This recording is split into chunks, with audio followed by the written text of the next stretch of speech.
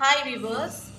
இன்னைக்கு நான் வந்து பார்த்தீங்கன்னா என்னோட லைஃப்பில் நடந்த ஒரு சின்ன இன்சிடெண்ட், அதுவும் இன்னைக்கு நடந்த ஒரு இன்சிடெண்ட்டை பற்றி தான் உங்களுக்கு ஷேர் பண்ண விரும்புகிறேன்.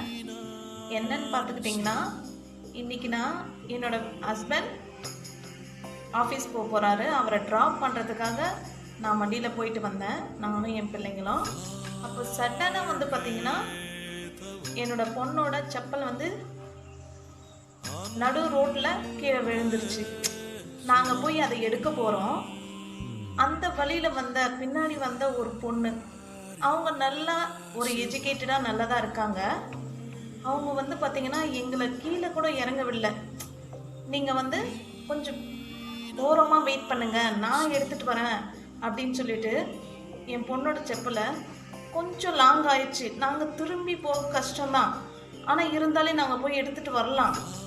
ஆனால் அந்த பொண்ணு பார்த்துக்கிட்டிங்கன்னா எங்களுக்காக அந்த நடு ரோட்டில் விழுந்த செப்பலை போய் எடுத்துகிட்டு வராங்க.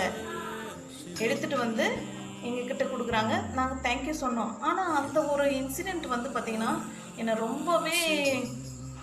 ரொம்பவே பாதிச்சிச்சுன்னு சொல்லலாம். அது ஒரு சந்தோஷமாக பாதிச்சதுன்னு சொல்லலாம். அவங்களுக்கு எப்படி தேங்க்ஸ் சொல்கிறது இல்லை. இன்றைக்கி நாங்கள் பார்த்தோன்னா இந்த வீடியோவில் அவங்க என்னோட வீடியோ பார்த்தாங்கன்னா இந்த வீடியோ மூலயமா அவங்களுக்கு நான் தேங்க்ஸ் சொல்லிக்க விரும்புகிறேன். இந்த வீடியோவை நான் போஸ்ட் பண்ணுறதுக்கு காரணமே அவங்க தான்.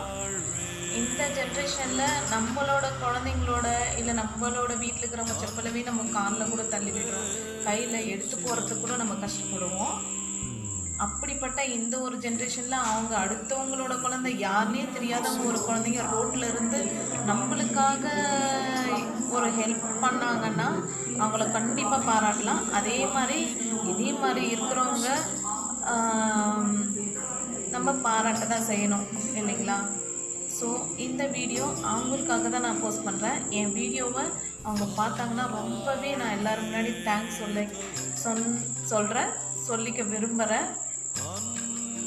தேங்க்யூ.